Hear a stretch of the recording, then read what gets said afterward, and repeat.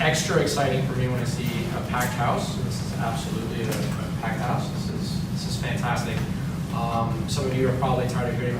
I'll always give my quick pitch when I see new faces. I was here really at the beginning of this group. It's great to see you. This group 4 years ago completely changed the trajectory of my career. I've only been Chief Innovation Officer for about 1.5 years. Prior to that, I was just a program manager at the county.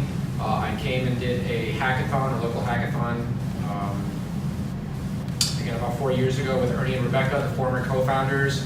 And I showed up on a Saturday and saw like 200 people. Some of you were here for the first time. Like all these volunteers are showing up and giving up their Saturday to build civic technology. Here I'm thinking that I'm like the lowly government worker that is like doing this flying solo and no one gets what we're doing.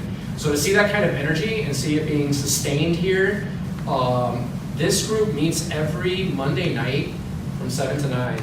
I am eternally grateful for the volunteers, people like Julie and Chris and so many other faces that I see here that keep coming up and have been showing up over the years, because it is a huge motivator for us in government. There are a couple other, Anthony just started the full history. Anthony and I actually went to grad school together and we played in a couple bands together as well.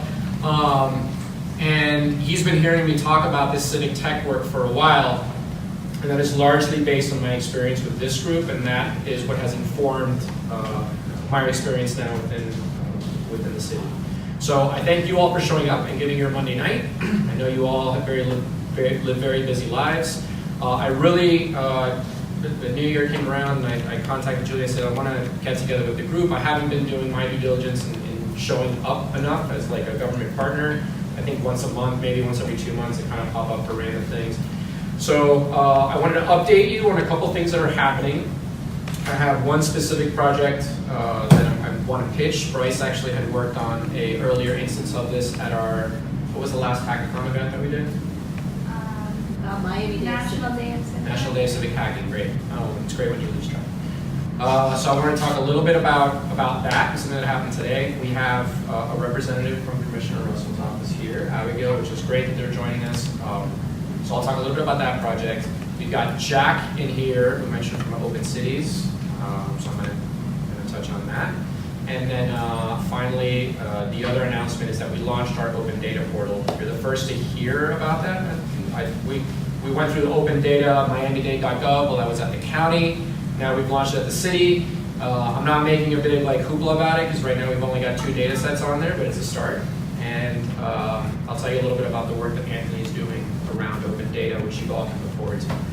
So starting with, actually I'm going to loop around. I'm going to start with the work that we're doing with Jack. Last year in January, we launched our, which computers log on to that? Yours? Yeah, let me plug into the work real quick and I'll show you something. Leave that slide back, those events are important.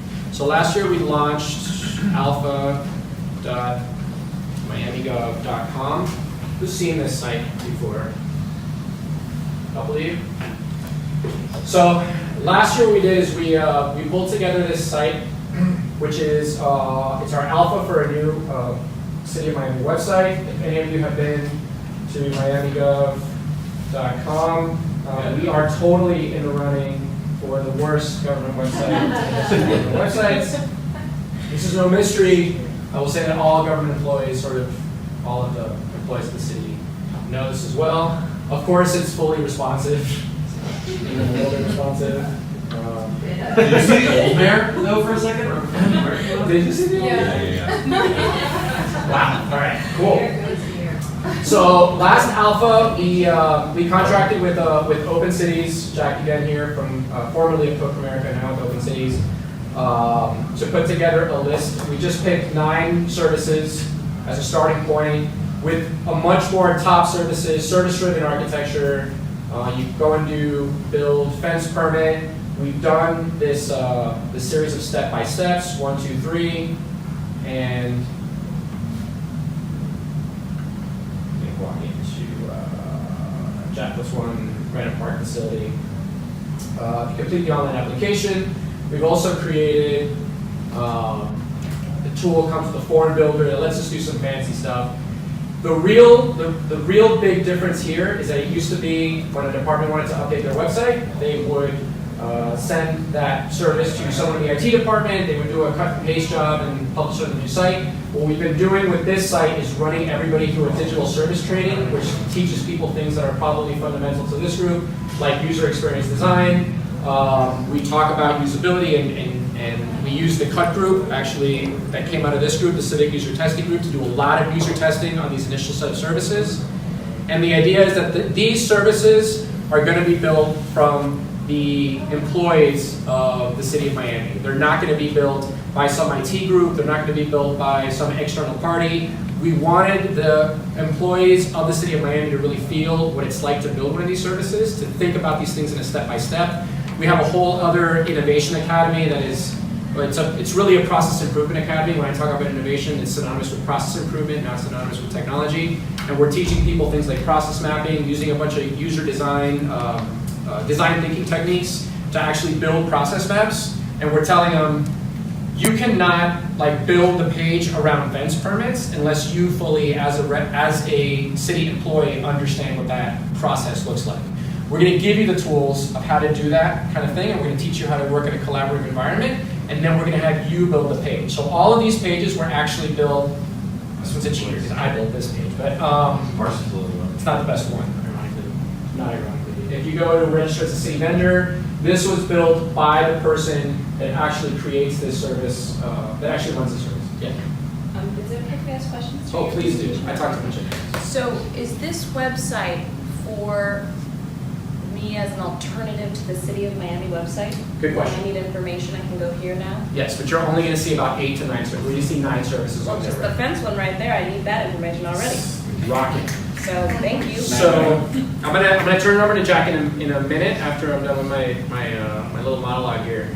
We started with 9 services last January. Yes. I have one more question. Yeah. When you're looking at this rebuild or whatever, are you using another city's website as like a stellar example? Like what would you think is like, wow, this city website, really good? One of the advantages, we have been very far behind as a city. I'll say one of the advantages that I actually like when showing up at the city is that we get to learn from a lot of other folks. And mistakes that might have cost people 3 years, might cost us 3 months now because someone else already made it. So I'm going to look at that as being a strength because I don't have an alternative.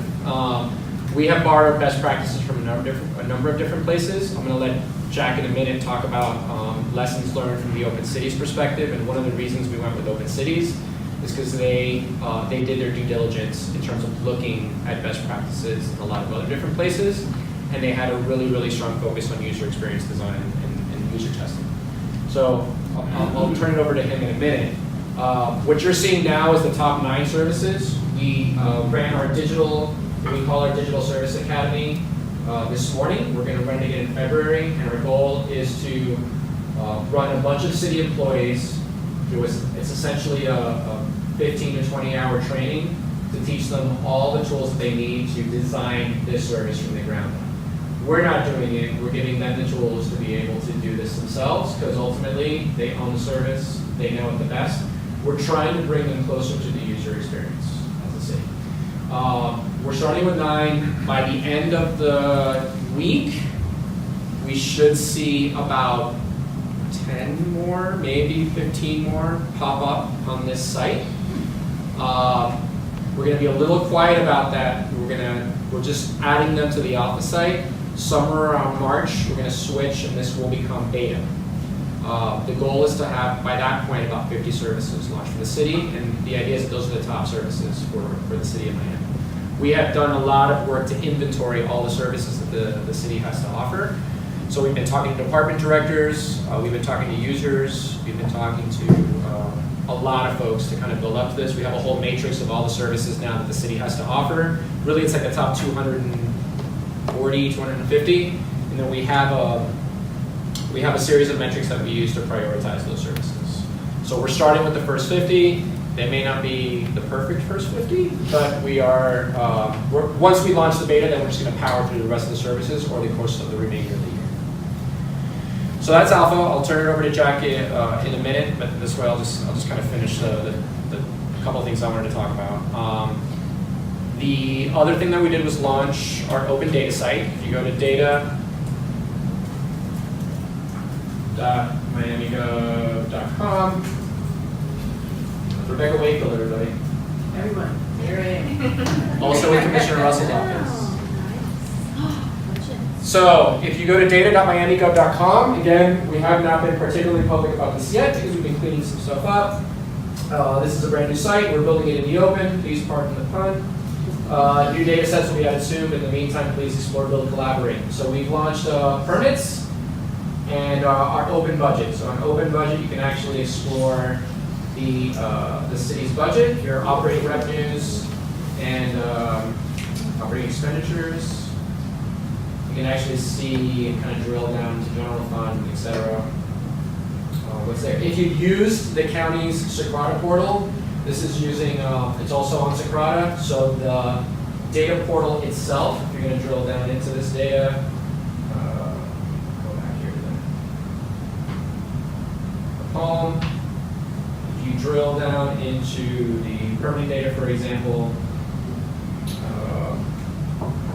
it should all look pretty familiar. So here we published all building permits that were issued from, I think, 2014 to current date. You'll see things like square footage, application number, last inspection date, final inspection date, all kinds of fun stuff for you to explore. Yes, question, person. So sorry. What's the difference between this site and the other site that you showed us? And the alpha site? Mm-hmm. Sorry, so the alpha site, they eventually will do this. Okay. So right now the alpha site is just a prototype of 9 city services of what our website could and at this point is going to look like. Okay?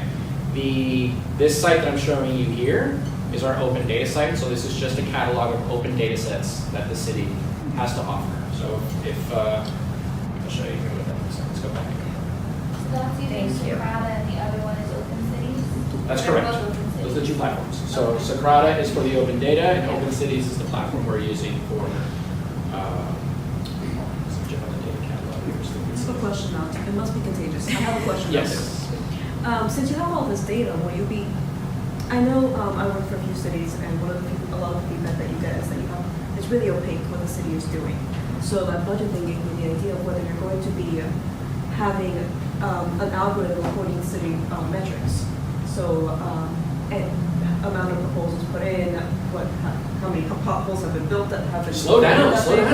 potholes. This is great. The Yes. potholes. Yeah. Totally good. So metrics, so that people can keep an eye on it, either on the front page or near the open data. Yes. So you're totally on the right track. This is where we're headed.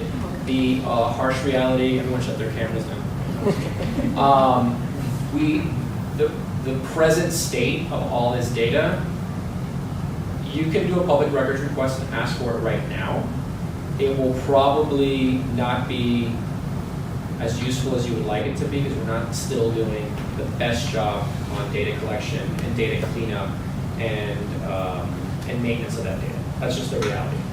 That is a different part of the initiative. That's a great segue to part of the reason why Anthony's here. So Anthony is funded by Knight Foundation on an Internet of Things grant that is going to try to explore over the next year how IoT technology can help support resilience in Miami.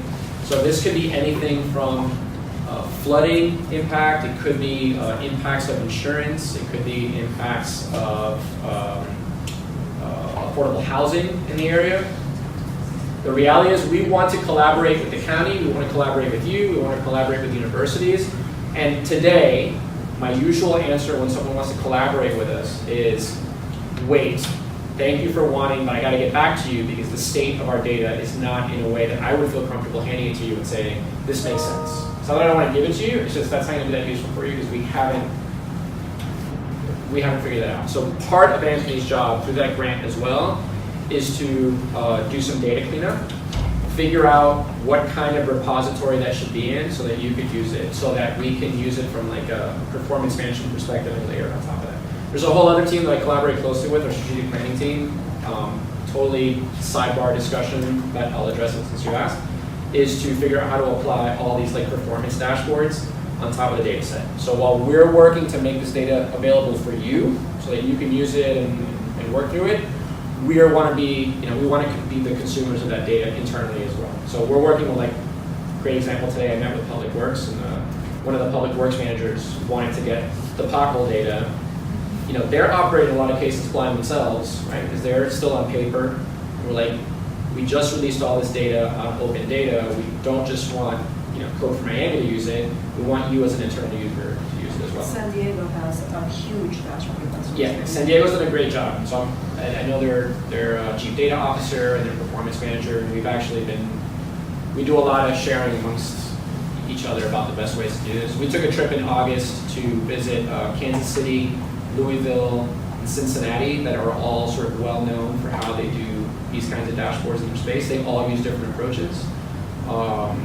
So maybe I'll come back a little more prepared to talk about what we're doing. We're exploring Power BI right now. We're exploring, Socrata has their own set of tools that we're taking a look at right now. And it's actually on Anthony's radar probably around February to start drilling down that a little bit deeper. You're totally on the right track. That's exactly what we're trying to do.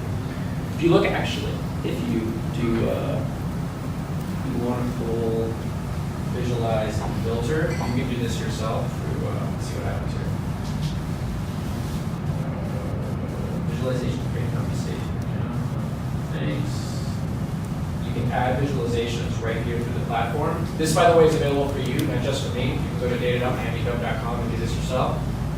If you use Power BI or Tableau or any of the visualization tools, kind of works the same. I have not played with this enough, but I think you can drag and drop some of these dimensions, and they just launched this like a few weeks ago, so pardon me, I don't know. Andy, I think, played with this a little bit. It's not as powerful as some of the other tools, but it's better than what Socrata had before. So you can actually explore the data here. You can do a little bit of mapping. So if you want to map all the permits in a particular area, you can actually do that here as well. And it starts to get at some of these things. 311 is the next data set that we're going to be releasing. So if you go to my old employer here for a minute, you can launch this because I had a hand in launching this guy. But if you go to for the counties, 311 data, all the counties service request data, potholes included. You can see here on the county side. What is 311 for? Good question.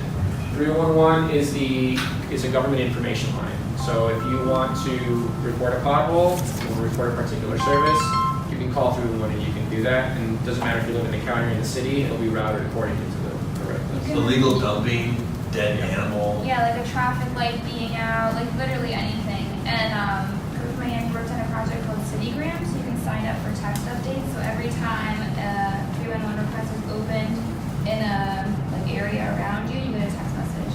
So I get them every morning.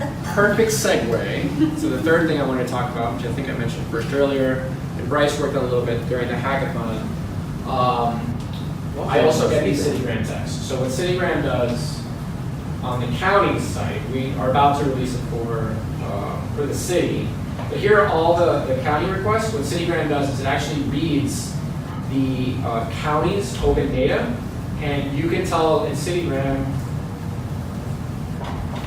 this is an open source project. This group, I believe, created, I'm not sure if anybody in this group actually created these subscriptions. So you can subscribe to 311 service requests. You can provide an address. So let's say,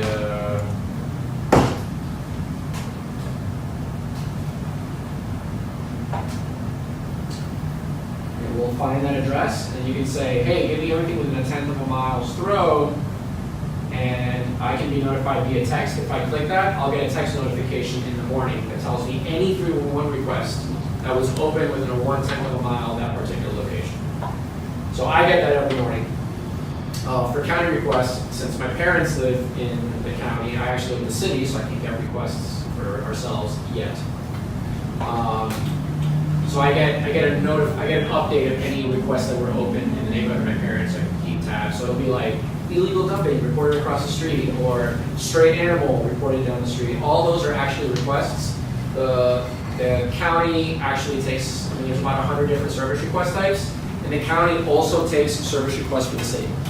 So we're about to add all of the city service requests, probably by, I want to say by February. We'll have all of the cities 311 service requests also available on here. So the city employees who handle these requests, they're getting these checks? Also a good question. The texts are more for you to be notified so you can find out what's happening in your neighborhood. City employees could be informed either because they have access to a backend application, in some cases are receiving an email. So this is just reading things that happened yesterday and sending you a text about it. 311 is a number that you call. Yeah. Right. Yeah. Yeah.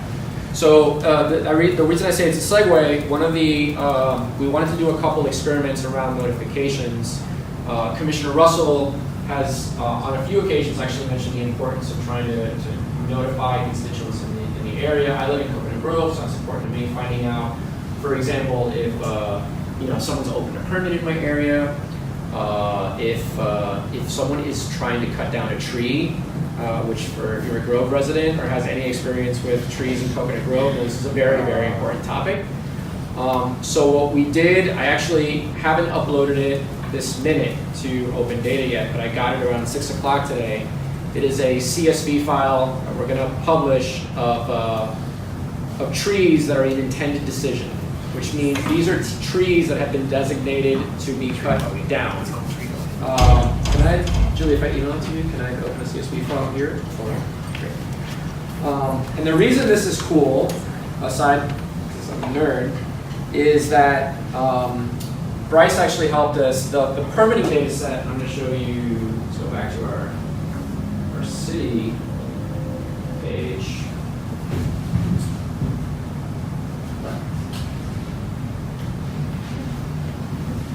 As I mentioned before, the city has all permits that were open since 2014. One of the categories in the permit types, so this could be electrical permit, building permit, it could be a fence permit. There's a number of different permit types in here. One of those permit types is tree permit. So if you knew what you were looking for or were able to filter this appropriately, you could see all the tree permits that were applied for within a certain radius. You as users could analyze that. You can build software. There's actually, one of the reasons we go Socrata, and then Socrata, the reason we use an open data portal rather than just give you like links is that anytime we upload an open data set, it is immediately available as an API. So if you know what you're doing, which I only pretend to, you can, you have all kinds of stuff that you can do here in the Socrata environment as a developer. So this is actually, you see at the top, it's dead, not Socrata. You have all kinds of endpoints and you can do all kinds of manipulation. So if you wanted to build an app around permitting, you can totally do that. I'll give you one quick example in a minute of something that I've always wanted to see. But just to stay on task for a minute, we've taken this tree permit data set is important because just opening a tree permit itself doesn't tell us like exactly what's happening. We wanted to know trees that were designated to be cut down. So we were actually missing the field in the software that told us that. So the IT department added that field into the software, and now we've had them export that data as a CSV, and we're about to upload it to the data set. So we can show you what that looks like and why that's important.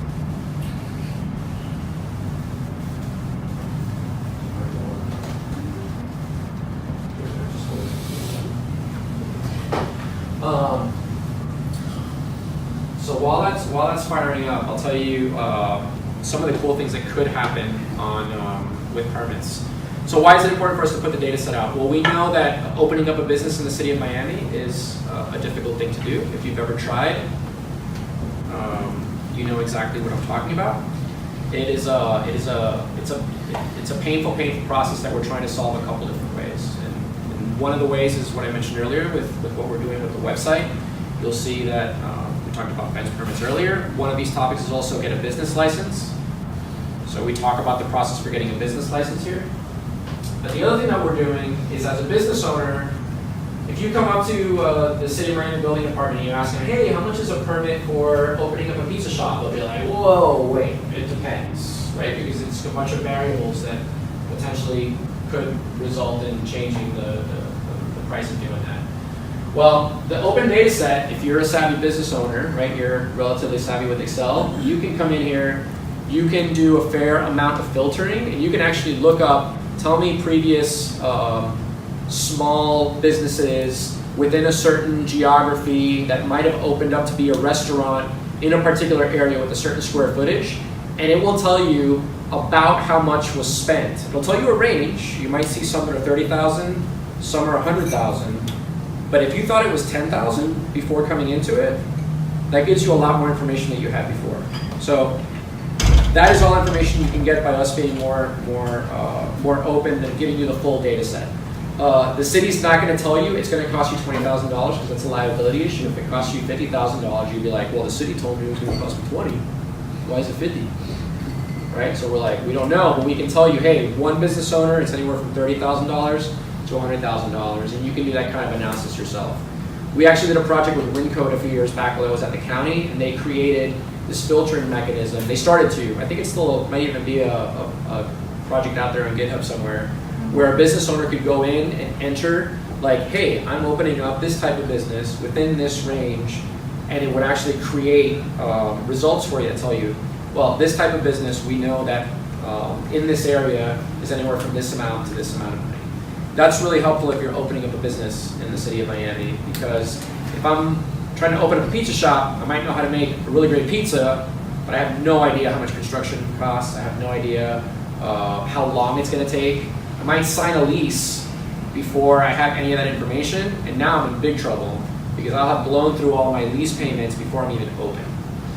So we think that open data could be a way to help business owners have more information to do that. Right now, we're just giving you like a CSV file, so you have to be a little bit savvy to do that, but we hope that groups like this can be building interesting technology around that, using these open data sets to make it easier for people to do business in the city. Obviously, that's just with building and permitting, but we're going to be releasing a ton of other data sets on the open data site. Slowly but surely, we are. I was a team of one up until a couple months ago. Anthony just joined us here, 4 weeks? About a month ago. And then I have Francisca, who's started as an intern and just started as a temp employee. How can I open the? Sorry. So I have a question. Yeah. So can we use the City of Miami open data sets at the hackathon on March 3rd? Yes, great. It's Open Data Day. So there's open data. Yes, I would love so much as I love like my former employer, that you would use city data sets instead, because that would help. It does actually help me in advancing and putting out more data sets if we see activity running on the city site. So yes, I would love it. I want you as a citizen, use whatever you think is useful. If you are, which I know you are, by the way, she's on your list. I gave Anthony like a list of like 100 names of people to meet with, and by the way, some of your names are on there. I'm looking around. Rob, you're on there. So Anthony may come and looking for you. Come to the hackathon. Yeah, he'll be there for sure. We should have about 15 or 20 data sets up by then, GIS data. Okay, good. We have limited GIS experience, but we're going to have some training that day on like basic Esri. Okay. Well, very cool. I should have some cool data sets up by Okay, then. cool.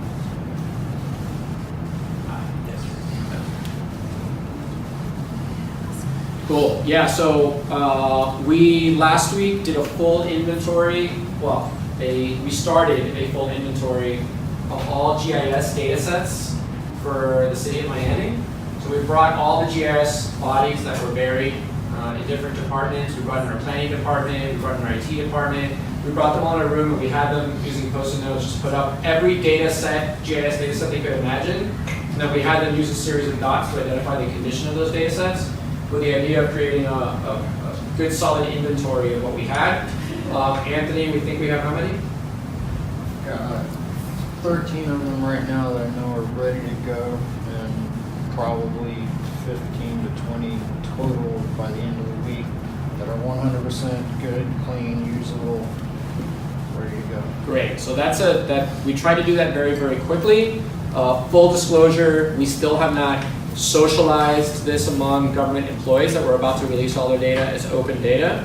But we do have a pretty good idea that these 15 data sets are in good enough condition for us to release them. So we're going to go from 2 data sets published on Socrates to we're going to add 15 to Esri's open data portal. We're going to do similar to what the county did, which is a hybrid Socrata Esri open data portal. And I can go a little bit more on the technical side in a minute, but that's boring. Of course, the data is as is, and I highly recommend you check the dates on it, because some of it's been there for a while and not updated, but what I have will be up there. Yeah, and the sort of the dream here, and talking about some of the work that, for example, Susan's done, and some of you have done around like tracking things like flooding. So in our future world, we want to make sure that we have these series of official city data sets, that we are pushing them out, and that we can take a lot of this crowdsourced stuff that is happening in the community, and that we can all be doing a lot more interesting things at hackathons and down the line. So I'm excited about what we're doing, and possibly find some way to properly vet even stuff that's happening from the crowdsourced community and run that through a process where it becomes official or semi-official. Or at least the separate category that probably is comparable. Tag it. We have some verification that we built in, but that's a different conversation. Right. So I'm going to show you this, and then I'm going to stop talking. I'm going to turn it over to Jack for a minute so he can chime in. He also talks a lot, so this morning. This is the open data report. I'm happy Commissioner Russell's office is here to see this, and I'll let Rebecca say something about this in a minute before Jack. This is these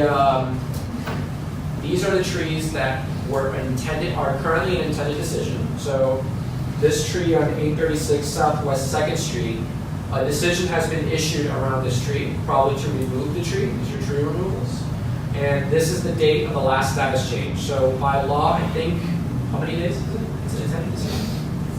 It's about 20 days maybe. So this one's reaching the end. So if you see here, if you care about trees in your neighborhood and you really want to stay on top of this, mentioned CityGram earlier, you could essentially, what we're hoping for is that you guys could build something that would, much like CityGram, either add this to CityGram or like Bryce does something a little bit more custom, would read this data set, and you could receive a text in the morning and say, hey, listen, down the street from your house, there's a tree that's about to get cut down. It's currently an intended decision. At that point, you could appeal that and decide, hey, listen, there's something going on with that particular tree. We want to appeal that. We hear that a lot. And I think maybe you could speak a little bit to this, Rebecca, about people's like, this tree got cut down and I never heard about it. So maybe you want to chime in on that a little bit. Just in general, like you said, a lot of the city notification processes are not great. It's a mixture of paper and whoever's list that somebody signed up with an administrator may not even be there anymore. So we really need to get up to speed. We see this a lot because we represent the Grove and downtown. And in the Grove, trees are people. It's like you kill a tree, you've killed somebody. We get very large protests on that, which is why the Grove tree canopy is unlike anywhere else in the city. They really protect them. The residents are extremely active, but most people are not going to see a little sign posted somewhere, or they may not get the paper, and so then they get angry when the tree gets cut down. And all we can really do is try to mitigate the damage, but if they have some access to something like this, they can get active before the decision is made. So that's, stuff like that is amazing. If we were to build something like this, how would you guys let the public know that it exists, or how could you help us get it out there? So we could certainly broadcast it to some of our just like network. I'm sure the commission office would be happy to broadcast that. I would certainly broadcast it. We could do it through the City of Miami's Twitter account. I'm still figuring out how to create like a space for this on the Alpha. We're really focused on services first, but I would absolutely gladly broadcast, and there are other sort of national agencies or in media as well that's sort of interesting. So Yeah. You could So- just chop down a nice tree. You could also do that. We have a flash mob. That could be about framing, right? So like making more of like a silly story type of thing, where like it's like a timeline that you can see like the number of trees like coming closer to like the end, and depending on how you frame it, I'm sure the city will be more or less supportive in how loud they announce it. Because if it's something that directly supports people appealing the process instead of it just being like a traditional informing the community, I mean it depends probably how we set it. But I'm sure we could put it in a way that makes more use of that type of data. So Ron's actually right. And this will highlight your ability, as also this group has also done a good job of storytelling in the past. So some of you that may not be more technically inclined, all this data stuff may be like, I don't care. In some cases, the storytelling piece is important. The city is actually divided as to how they feel about tree ordinances. So in the Grove, tree might be people, there are people who just like, in less affluent areas of the community, might also be like, why am I being charged $20,000, $30,000, or whatever the fee is to chop down this tree when all I want to do is like add an addition to my house? Or I mean, these are not cut and dry issues. So you as a group to explore from the community side what that means for the public is super important. And I can't tell you how to. We're just here to like. I just want to publish the data, and you guys figure out how to do it. Mike, could I ask you a question? Are you also doing noise waivers? Is that one of the data sets? Because that's another hot topic. Yeah, it's jacking it up. You're a little excited to that. So for the resiliency We will. hackathon, we definitely want the tree permitting to be a part of it, the data set. And like I think there's going to be a lot of journalism students there as well. Awesome. Students and Awesome. And that is in March 3rd. March 3rd, March. at the BBC campus, 3rd. Saturday. all right, we'll Open block day to day. Just a couple, and echo another point, I want to remind everyone how powerful it is to use their voices as citizens. Like if you work on a project that you think only you're interested in, that doesn't mean that no one else outside that area may be interested, right? So like I found a project that was being used in Chicago that's does your building recycle. So this developer in Chicago apparently had like a project where if you can actually report whether or not your building properly collects recycling and then puts it out to the curb, I guess. And apparently a lot of these big buildings weren't accommodating all these different recycling needs. And she created like this script that basically publishes like a list, and you could add your own if your city isn't doing it. And in like 2 or 3 weeks, she got invited to speak at the city council meeting about the issue. So like, don't look at it as just like, oh, this is a specific data project that 5 people in this room will care about. There's like a much larger attention kind of aspect that you could be looking at. Absolutely, and I can tell you, my boss is he's a total geek for this kind of stuff. He loves this. He built his own map during Irma as Right. well. So during Hurricane Irma, people were like, "Oh my God, FPL!" And particularly in the Grove, because of the trees, they actually made turning the power on more challenging. So we were taking hundreds of calls and emails and plotting them on a map so people could see where and then sending Excel spreadsheets to FPL saying, here's where and nailing it down by poll numbers and what the actual issues were. Just really quick and dirty, but it worked, and we got stuff turned out a lot faster that way. Yeah, so the last thing I'll say before turning it over to Jack, I saw the VizUM event also happening, so that's another one we're involved in that as a city, Athena, over at UM. I haven't talked about that for a while. I believe I'm actually a judge at that event as well, so that should be fun. They started, I think, just announcing the county's open data portal is one of the ones, because that's all that was available. Now you got the cities, so that's my last pitch. If there's a particular data set that you are looking for, kind of funnel it through this group. I'll try to show up a little bit more so I can keep my ear to what is of interest for you all. Please funnel those through Julie or Chris or Danielle or anybody else, and they will get to me. You can find me the easiest. I'm not going to be bothered with my email address because I'm drowning like 600 emails. I'll never get through it. Through Twitter's an easy way to find me. So at Sarasti, it's just my last name, Sarasti. But my email is msarasti@miamigov.com if you want to reach out. And if you follow him, he'll follow you. Do you ever go on Slack? I am not on Slack as much as I should. I'm going to do a better job. But you can also find me on Slack. I'll try to be a little bit more diligent about jumping on With that, Jack Mans, everybody. Thank you, Mike. Thank you, Mike. I'm not going to, I'm actually not going to talk for that long, but I want to let you know a little bit about what we're trying to accomplish with the city's website redesign with a huge amount of, Mike is one of my favorite people working in government, and it's a total glee to be able to work with someone that gets it, and you guys are very lucky to have him as a government partner here. And I'm not just saying that because he's paying me. So how many of you guys have ever tried to use the city website? For what? Were you talking to you first?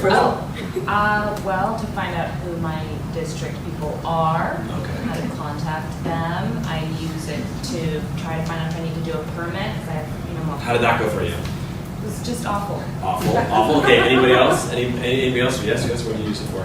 I use it as a city employee. I'm a grant writer for the city. Oh, So excellent. I'm on the employee side. And it's also absolutely awful. You're a grant writer for the city, sir? For the city around the beach. Awesome. Yeah, which you would think has a better website. No. You just launched one Pretty yesterday, bad. didn't you? Huh? You just launched a new website yesterday, didn't you? I don't like it. Is there anyone else who's tried to do something on the city website? Actually tried to accomplish something?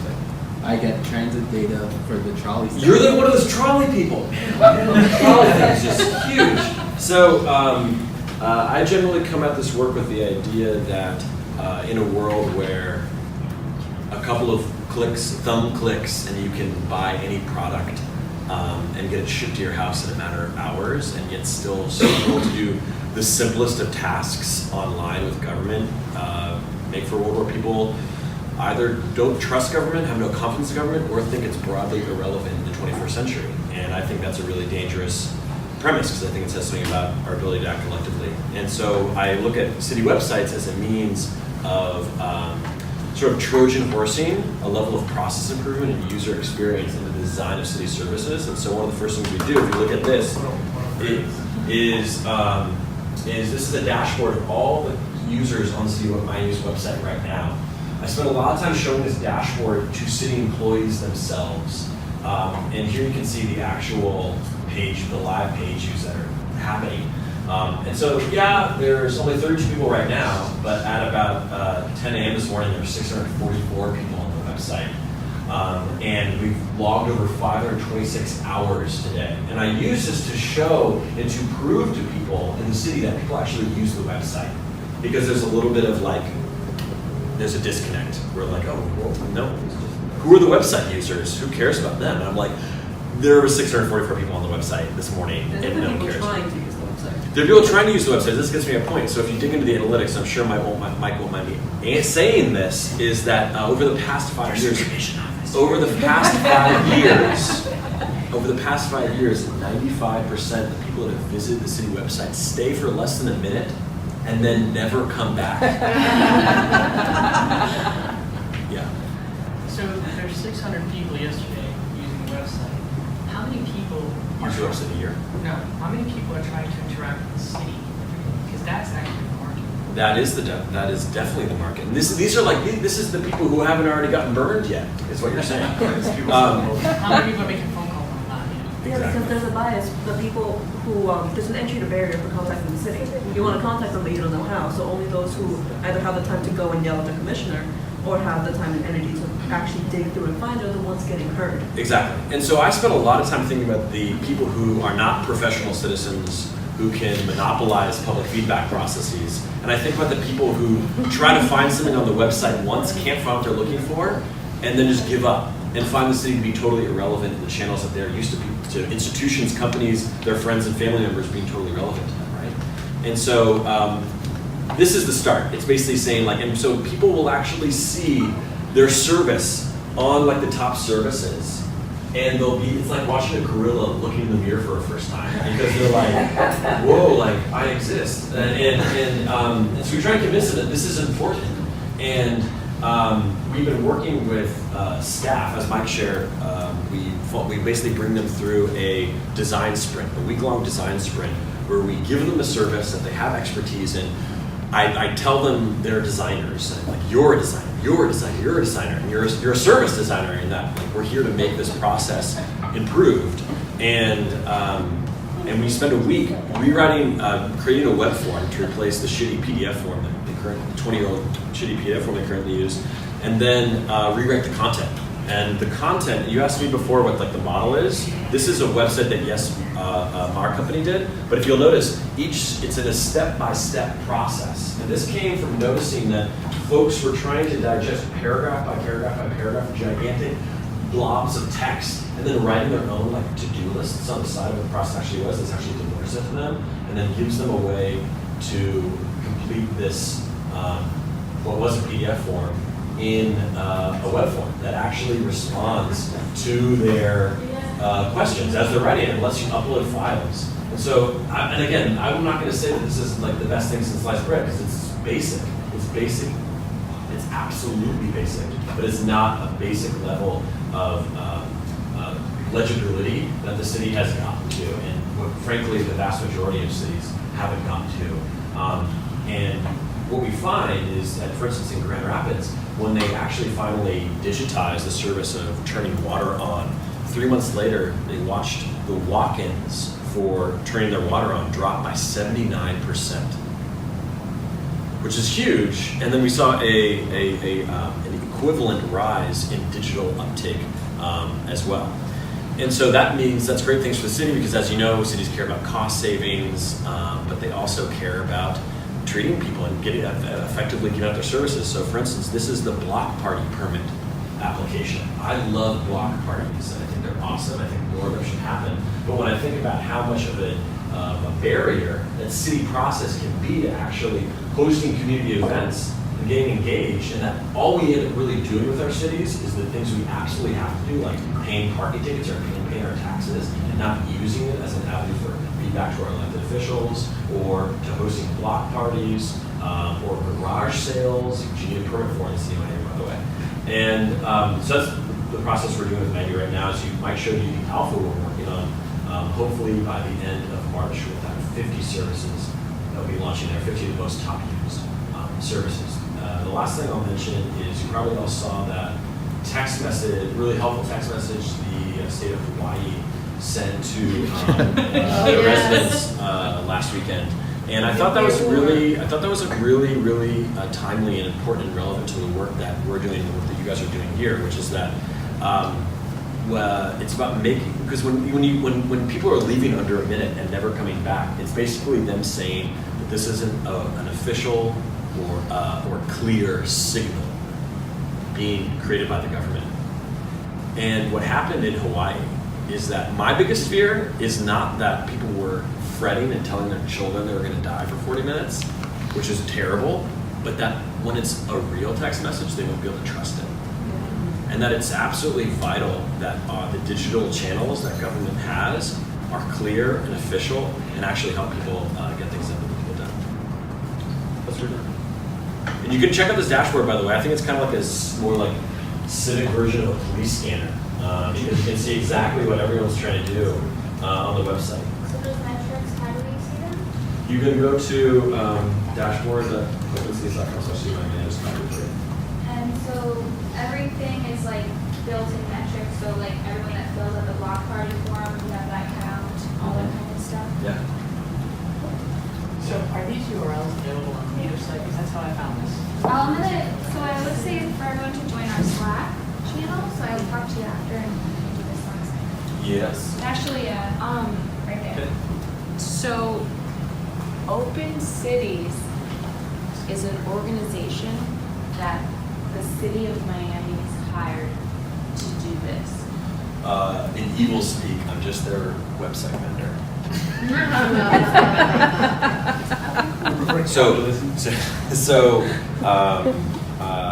I worked for Code for America for about 6 years and was really involved with actually helping start the Brigade program, which is why I'm like so heartfelty to like see all you guys here right now. And then I realized that one of the most important things we could do for local governments was to give them basic public service design expertise. And so we are a website vendor that creates and designs the websites, but also delivers these trainings to government employees to basically help them become owners of their digital services online. We give them the tools to iterate based on user feedback.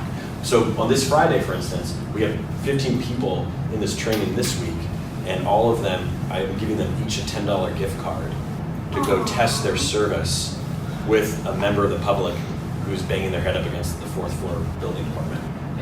And by the way, that whole process is a very specific extension of what this group piloted with the civic user testing group. So about a year and a half ago now, the Code for Miami applied for a Knight Foundation grant, got the civic user testing group, cut group, and created this user testing program. We don't have access to the full group anymore. The contract came to an end, but we took that model, and that has been instrumental in how we shape these user tests. So it's like a little baby version of what happened within Cut Group. We bring people to the 4th floor. That's where all the permits get done in the city of Miami, and we test with actual users that day. Yeah. So the idea is that you are on Monday you come in fresh. On Monday today we taught people how to do the process map. So like the zoning guy actually used a bunch of stickies to map out the process for, I think today it was certificates of use. It could be building a fence. To Wednesday, they'll learn how to like build the form and publish the content, and then Friday they're going to stick that in front of users, and they're going to watch the service they built and see people fumble through it. So if it sucks, they're going to experience that, and they're not going to get to like hand it off, right, see you later, and then we come back. We want them to feel, this is about empathy and like reconnecting what's happening with that user experience. I think it's great, and I just want to know how can we support you? Do we need to like tell our commissioners that to give you guys more money? Like, Yes. Yes. For grants. Why do you only have one staff member? Like, hello. This particular commissioner has been, vocal We gave you about- guys money. Right, exactly. Our commissioner should be getting more money for this. We are kind of also stuff. fundraising, by the way. We are a nonprofit. We need money. Yeah. So honestly, the truth The city's is, got lots of money. yeah. Tell them to give it to us, please. You can reinvest. You can reinvest that. I mean, just you showing up here is a tremendous investment. Like I said, not just seeing the energy that's happening here. That does mean a lot. So there's there's value to that. Helping us figure out how to take this stuff that we're releasing as open data, helping model things like the civic user testing group, coming up with helping us shape the problems, because a lot of times, we're doing some of that stuff, and just like you guys are around discussing and wanting to tackle a certain problem. Again, there's only 2 of us. If you all as volunteers, you don't have the money to donate to it, but you have your volunteer time, that is incredibly, incredibly helpful. What we need to do a better job of, and this is part of the reason I'm here, is to align our work better with yours. So step 1 is let's try to all maintain a better sense of communication so you are plugged into the work that we're doing. We will probably, if you're available, to maybe proctor civic user testing groups. We could, yeah, that would be great. One of the reasons kind of open-ended here, because that's what I wanted to end up with, we want to kind of create, and over the course of the next few months, it's not going to happen today, but really figure out what that relationship between the city and this group looks like. I'd like to do maybe like another session where we do some actual like design work and see how we put that together to see what you guys can and can't do. So I've been with this group for a while. It changes the pace and the composition of the group. I don't know what your interests are, what your skill sets are, so we want to do a better job of matching all that up. So, I guess, thank you for explaining all this stuff. It's really cool. My question is, on the problem side, in the problem space, right, is there any information available around, because it's great that we have data sets, right, and those are like solutions, looking for problems, right? Do we have any data on problems, urgency, cost, things that will allow us to assess the impact of maybe a digital solution bringing the problem, and that way we can maybe prioritize, and we can maybe open, is there a dashboard for ideas of how solving, like something very meta, very simple like that, where we can just get a sense of what the needs are. Yeah, well, So we can maybe serve those. I will challenge you and I'll back you up a little bit on the solution part. We're actually taking even a step before even framing the problem. I'm just giving you all the raw data. Like, there are problems in there maybe in permitting that I haven't even discovered yet, right? So, invitations to help us maybe do a little bit of that. There are a number of different sessions that we have run around the building and permitting process. We're going to do some more to to help source what we know some of the big pain points are. If you're interested, we can talk a little bit more about how we've shaped that. So we've done a lot. There are a lot of things. If you follow the city's account, you follow my account, we are starting to fairly regularly have meetings. There's a cafe conversation meeting that happens with the strategic planning team once a month, and you can not just kind of put your own problems you think in the community, but you can see what everybody else is submitting. Those are actually really great, and they feed the city's strategic planning process. So they become part of the data set. We're going to put out the resident survey data that we received last year. That'll be up on the data set as well, so you'll see satisfaction levels with different types of services. So that might be something you're looking at too. We do a lot of like unstructured, like we did a lot around the Go bond, for example, to find out what people, general obligation bond, to find out what people's major pain points were. So stay tuned, and we'll put that out as we can a little bit better. Yeah, I think it's helpful to know, like, how are you guys coming up with projects you're working on and stuff? Like, some of the stuff, Say it up. it's cool, but like, is it really useful? Is it solving problems for us? And these cafe conversations, are they scheduled in advance? Because I've only heard of them like, oh, by the way, tomorrow. It's like, no. They totally are, so maybe we can do a better job of giving you, I mean, so usually you see them, you happen to catch them, but yeah, they're scheduled once a month now. There's a couple, the mayor's doing, I think, a monthly one. Our strategic planning team does a different one. So there's a number of events throughout. The last one we did, I think, was at Smart Bites, just up the street, which is great. Will over at Smart Bites, if you haven't been there, opened up the place to us, and he gave us a big tour of his sustainable garden that he has back there, which is really cool. So we do one, we're trying to do one every month. And I'll try to do a better job of keeping up with your events and stuff going on. And I recommend everyone join our Slack channel, because I can update it there. Now you can get everything in one place, the Slack channel, you can invite yourself, it's right there. So just to add something on that problem identification challenge side of it that the gentleman was raising, one thing is to, ask yourself, do you know what the priorities of the city actually are? Because they actually have to publish their intent for those years in advance, right? They have 5-year plans, 10-year plans. You can see how your own projects could align with the goals of the city that they have already prioritized. So the better thing is to find out, like, you're asking about impact and like how you could potentially either get financing for it or figure out a better way to make a larger impact in the community, is find what is the most prioritized goals for the city already and work within your umbrellas that they already established. Because then you might be able to find what are called like fellow travelers, other people that are working in that same movement, that are already talking about the challenges. We may have an assumption about something, almost always we're wrong, almost always. Unless you have firsthand experience about something, bring that, be open-minded to it and go talk to those people that have firsthand experiences or work day-to-day in those fields and ask them what are the challenges that they're facing. And just listen. And don't try to have any other motive from that point, and see what they're honestly dealing with. And that's some of the side that I've seen other brigades do as well, is just kind of go out in the community and be open to what is happening, and unless you have experiences already, work on those challenges first. Like, work on what you know, kind of. Just want to, real quick. We do have a strategic plan, and our strategic plan is partially because for a while leaders hadn't taken interest in our strategic plan, so by default our strategic planning team, it's almost exclusively composed by resident-driven priorities. So they did a ton of resident surveys, they went a lot of reaching out to the community, they pulled existing data, and you can go on our strategic planning document now, and those priorities are based on resident data. It's like finding the balance between like what's most impact and then how you can fit within without like overdoing stepping in and saying, I'm going to build a project that solves the government's problem without them even do it. Kind of makes them look bad in some aspects too. So try to find a way to do it within both the egos, I guess, being protected. If that makes any sense. On the Code for Miami side, we have a repo of ideas and projects that people contribute to and talk about, and we are always entertaining new projects that other organizations and individual members know. Check other brigades too, because if there's a problem in another city, it's probably here too. Yeah.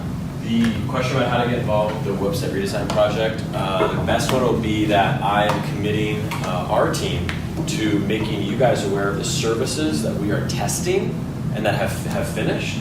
And what would be awesome, beyond awesome, would be to, if you guys have had experience with those services, to come and testify to the city staffers who manage those services about your experience of them. Or if you've heard a friend have a horror story with like trying to submit a police report, or trying to get a fence permit, or trying to start a business in the city of Miami, ask them to come. Because I think that that is actually an incredibly both cathartic and healing experience and productive experience to express the frustration that has been felt, the cost of the city's frustrating process, as well as contributing to being a part of the solution. So I'm committing myself and my team to making you guys aware of those civic user testing dates, as well as the services that we'll be testing.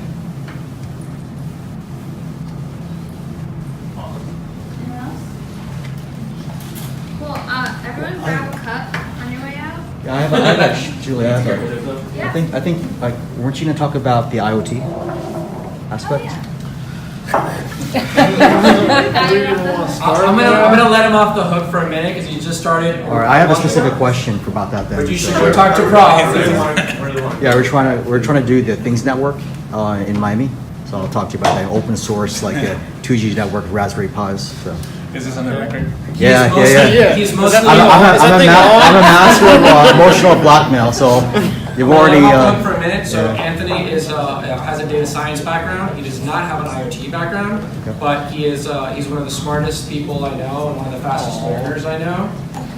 So if you have knowledge on this subject, since I'm holding him accountable to this, I would recommend you go and give him all the information you know about IoT devices. Probably know you're super knowledgeable in. Yeah, I even like harassed him at his sister's music video thing. So now it's your turn to be like, emotionally blackmailed. Absolutely. I'll give you my email. You have 600 emails a day too. This is a silly question. Why is it miamigov.com and not miami.gov? Second time today. I know, right? So the feds like own the rights to that. I think by the time Miami-Dade.gov got grandfathered in, they applied really early on while they were starting to issue the .gov spaces, which is why you have Miami-Dade.gov. By the time that the city got on board, my understanding is that at that point it was like they were issuing Miami.fl. City. So it was not a user-friendly name, and someone made the call that we're just going to register miamigov.com. And then the general thinking has been that like, well, now we've got all that ranking on Google, so and there's also Miami, Ohio. So the feds are a little bit. By a show of hands, between miamigov.com versus miamifl.gov, who would rather have miamigov.com? Who would rather have miamifl.gov? Miami-FL.gov. No, it could be miamifl. How about city.miami? Yeah. We actually own city.miami. So we do own city.miami. We own, there's a couple of the .miami domain names that when we initiated the .miami address. So we're for sure going to be looking at redirecting all the .miami addresses to the final domain. But we make our official ones. Miami's funky. That's so funky. You should reroute the original ones to backwards. So Just do Miami.Miami.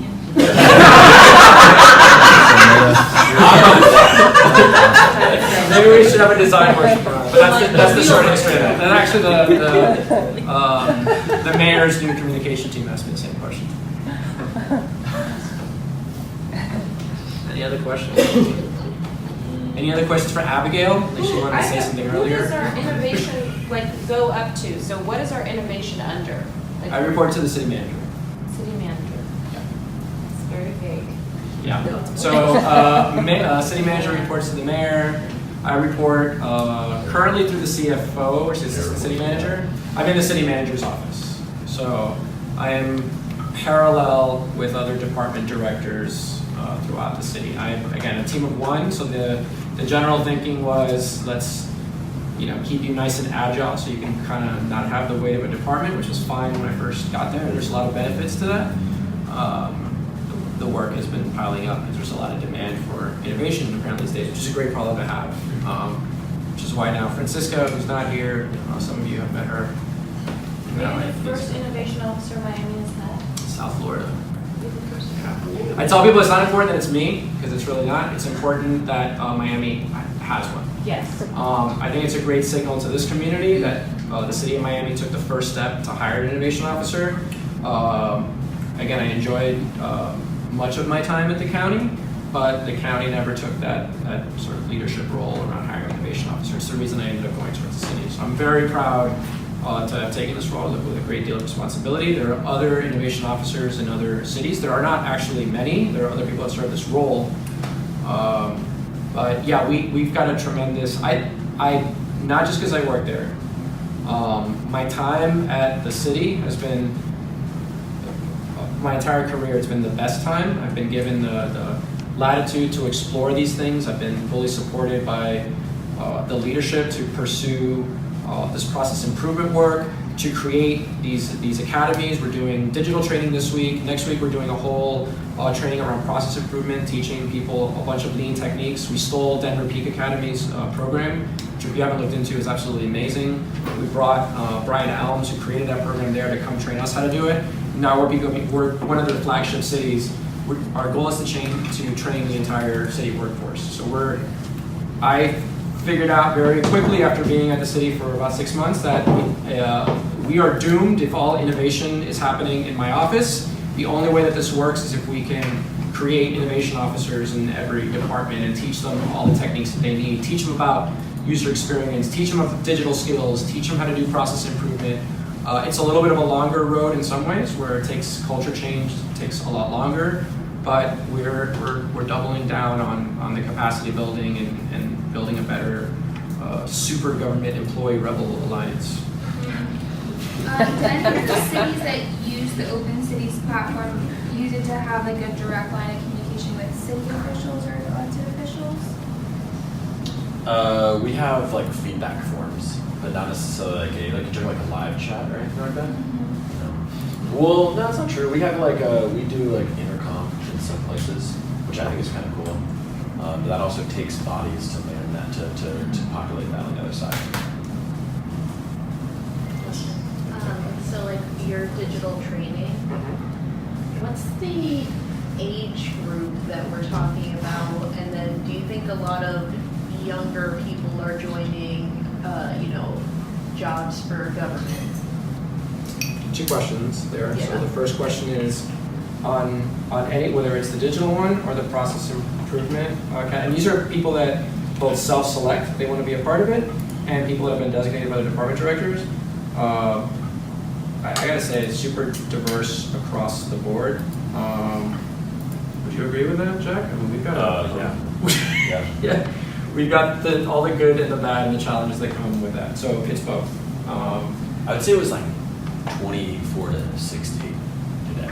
Yeah, and everybody in the same room, process mapping together, talking about digital services together. So that is. No one's too old to use sticky notes, Yeah, and we do. We've gone further analog in the training piece that way, where it's tools that anybody could use. We saw this when visiting other cities, particularly in the Midwest. Our diversity here in Miami, no matter what you want to say about obviously we have challenges, but I mean, just look at this room, man. Like, I went to several brigade meetings, and I went to the one in Kansas City, Cincinnati, while I was on this trip, and I don't know, we got a lot going for us in terms of diversity, both in gender, race, and age level and skill level. So that's super exciting. I think it's merit of the city. Like I said, I can't hire at my discretion. So do I see a lot of I see it, but we're not like a young startup company. One of the things that we actually teach in the process improvement training, we see it as a strength that we've got people that are like 12, 13, 14, 15, 20-year veteran employees. You don't get that in like startup land. So we want to bring some of the the best parts of the startup plan and then leverage the fact that you've got these people that have been there for 20 years, but maybe someone's been ignoring them for 15 of them. And try to reignite in them that spirit. Like, we truly believe that these people got into public service because they believe in public service. Like, people want to do good jobs. They want to help people. So we are trying to actively channel that and like reintroduce this idea that you can be creative in your job. And this space is a safe space. I tell people, as long as like I'm still here, just blame me. And somebody asks you who gave you permission to, I try to absorb as much as that as possible. Because I've been told by my bosses, listen, it's okay. And I'm like, they don't believe you that it's okay to take risks. Like, but it's okay to take risks. And I'm like, all right, well, I'm just gonna tell them it's my fault. When you fire me, then they'll know that you're a liar. So far it's working out, but it's a. Well, I imagine the people who have been there the longest know about the biggest pains, but they're also the least likely to want to think outside the box. Not true. I find that that's kind of like a myth about, I think there's a natural, it's not that they don't want to, it's that they've been beat down so much by like proposing ideas, they just don't believe you're actually going to do it anymore. It's not that they don't want to change, it's that they actually don't believe that you're going to follow through and let them change. So why even propose the idea?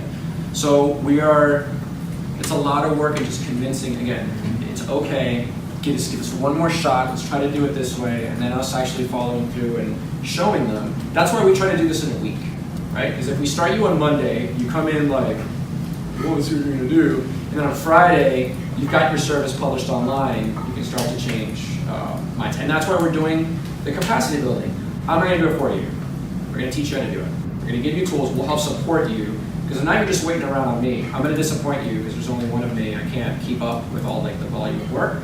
So this capacity building part is important. We give you skills.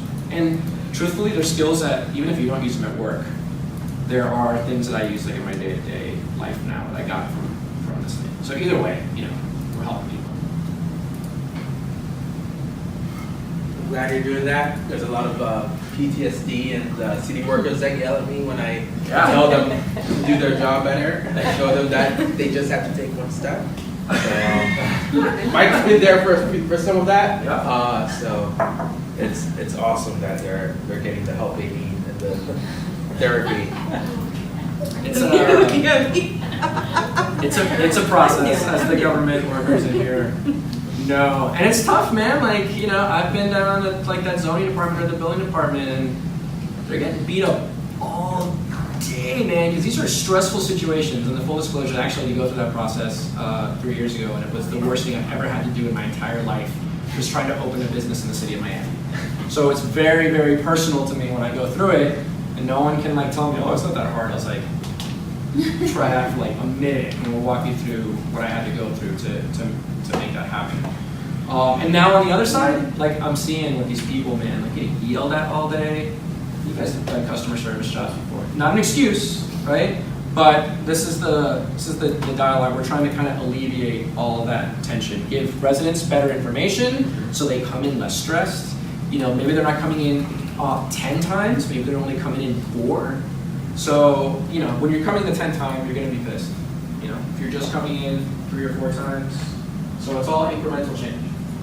And something to add to that, so innovation can happen both inside the government, but also outside the government, right? Like, what causes things to change?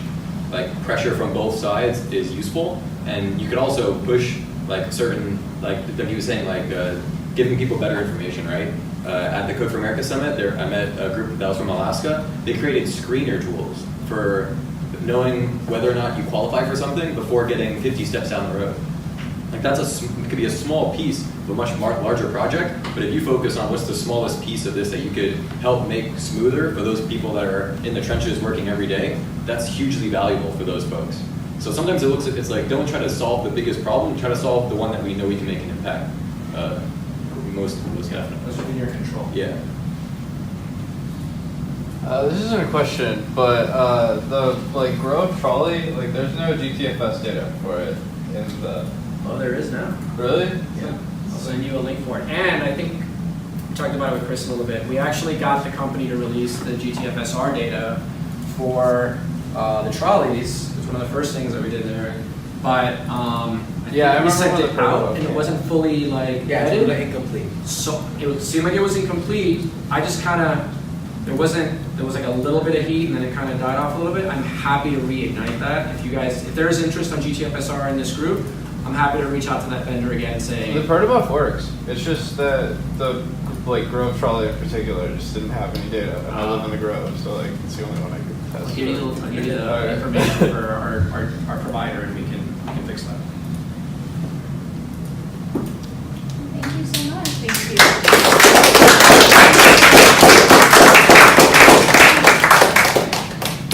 Do you guys have any questions you think of later? Just reach out to me on Slack and I will contact the Office of Innovation.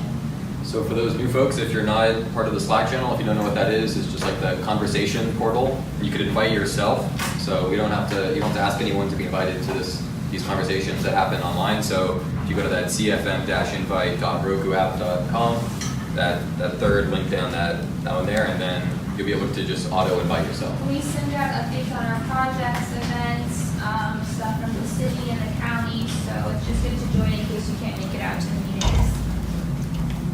Thank you guys all for coming. Grab a cup. Thank you.